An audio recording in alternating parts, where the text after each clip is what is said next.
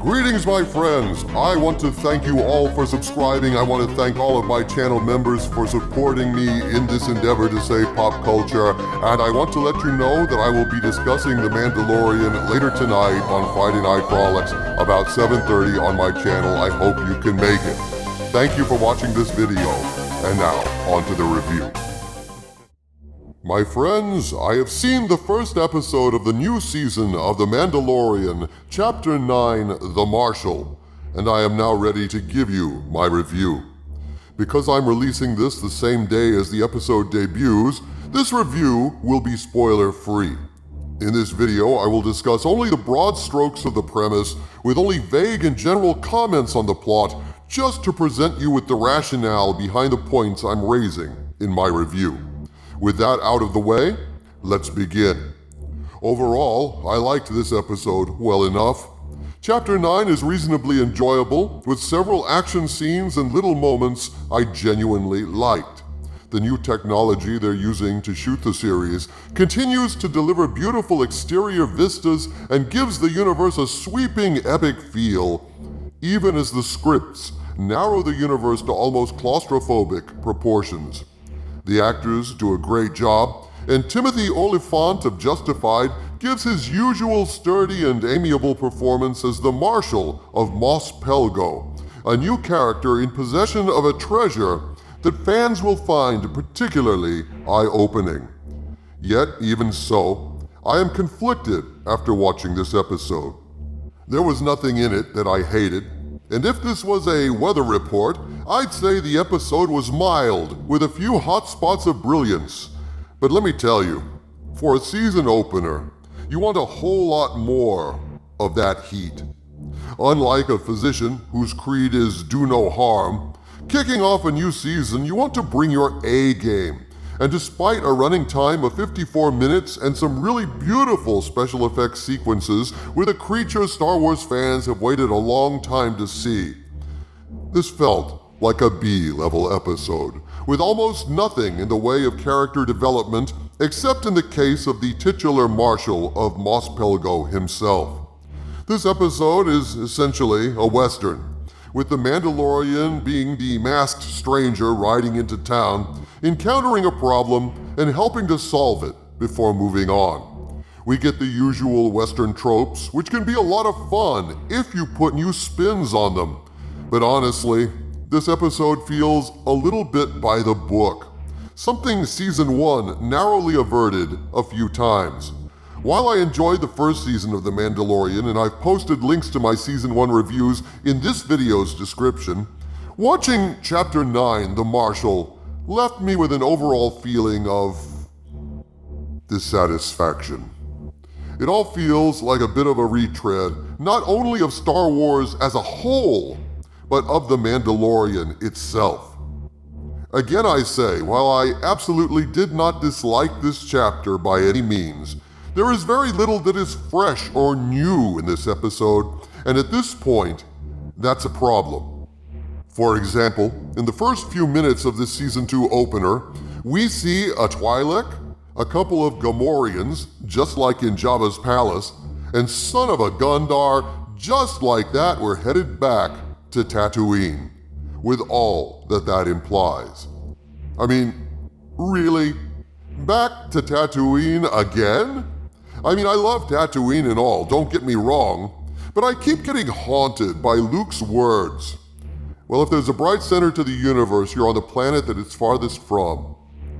Well, kinda yes, and kinda no, Luke, because at this point, Tatooine sure seems like the most important planet ever, judging by how many episodes and important things happened there. In fact, I'm guessing the Obi-Wan series will probably mostly take place on Tatooine, and aside from the canon corruption and identity politics of the sequel trilogy, the most stinging indictment of Disney Star Wars at this point is its poverty of imagination. I mean, literally, in the first few minutes, out of all the amazing aliens in this galaxy far, far away, what are the odds that once again we're going to bump into a Twi'lek, Gamorreans, Banthas, and Sand People? This kind of overfamiliarity shrinks George Lucas's universe, makes it a lot more claustrophobic, much more banal, all too familiar. All too easy, to quote a certain Dark Lord of our mutual acquaintance. To be sure, Favreau and company do a great job of coming up with some excellent action set pieces within those familiar boundaries. The opening scene features the Mandalorian finding himself in seriously deep poodoo, and the way he addresses it is badass and a lot of fun. It put a smile on my face, no lie. The nighttime stroll through the darkened streets of an alien settlement was particularly striking and atmospheric, and I loved how that entire sequence concluded, with the Mandalorian keeping his word and getting his revenge. But then it's off to Tatooine again, and I'm having flashbacks to the Borg. If you're a Star Trek fan, you'll remember back when the Borg were mysterious and terrifying figures. They were enigmatic and inexorable things, and when you encountered them, your life, nay, your soul, was always in imminent danger. But then they started using the Borg all the time, and the more time you spend with the Borg, and the more often you see them and survive them and thwart them, the more they are diminished, the more they lose their mystique and power. And so it is, alas, with the Sand People. Sand People were terrifying savages in the original Star Wars. You did not screw around with the Tusken Raiders who lived out beyond the Dune Sea. But in Chapter 5, we have the Mandalorian bargaining with them in a reasonable way for passage through their territory. And now in Chapter 9, we see quite a bit more of the Sand People, and they are calm, reasonable, even cooperative, and thus they are sorely diminished in the process. Just as the Fawns was a taciturn and silent, brooding, dangerous figure in the first season of Happy Days, by the time they were done with the poor son of a bitch, he was jumping sharks at SeaWorld, on skis in a leather jacket and swim trunks.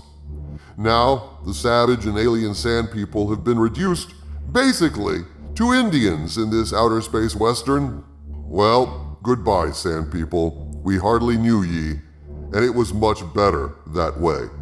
Because now that we know you, now we know you can sit around peacefully, make bargains, enable trade, smoke the metaphorical peace pipe, you become common. I think the amount of time we spend with the Sand People, and in particular how mundane the Sand People become by the end of this episode, has kind of ruined them now. At least for me. Definitely one of the worst aspects of this chapter. And as for the climactic battle, it really does harken back to Chapter 2 and the battle with the Mudhorn, and that's not a good thing. Yes, it's a much more spectacular sequence than the Mudhorn sequence was, and yes, there is a degree of fun and satisfaction watching the Mandalorian and the Marshal struggle to survive and triumph over this rather incredible creature. But, in the end, this episode feels a lot more like comfort food, full of empty calories. Because there's little emotional involvement in the episode, we don't really care very much about the characters, except in the generic way we always care in Westerns about saving the little town from the big menace it's facing. We get to see some denizens of Tatooine we've always wanted to see. The effects are very high quality, as I've said. The performances are pretty damn good all around. Overall, I would give this chapter of The Mandalorian a B. It's a fun way to spend an hour. It's a little slow in places. There are some excellent action scenes, and the standout performance is Timothy Oliphant as the Marshal, a character I suspect we will see again, though I hope it's not on Tatooine, because every time we return to Tatooine, the universe shrinks just a little bit more. There's nothing new with the Mandalorian himself, nothing new with the child, who isn't featured very much in this chapter. I just wish this episode had as many emotional fireworks as it does actual fireworks, but I guess that's how it goes these days. I am pleased to say that Favreau did not allow any kind of wokeness to impede the narrative, and that alone these days is cause for celebration. I still get the feeling these guys do love Star Wars. But they're just picking too damn many member berries, and it's getting a bit old eating member berry pie all the time. We need a little steak now, you know? We need the level of emotional involvement we got in chapters 7 and 8. Even if the Mandalorian never removes his helmet, we still need from time to time a metaphorical peek at the man beneath the armor. Only time will tell if Season 2 will expand the universe or continue to shrink it. But for the meantime, I am content to keep watching, and I'm looking forward to the next installment, which is something of a miracle these days when I normally dread anything coming out of Hollywood. From the center of the earth, this is Dictor Van Doomcock bidding you all, my friends, stay angry.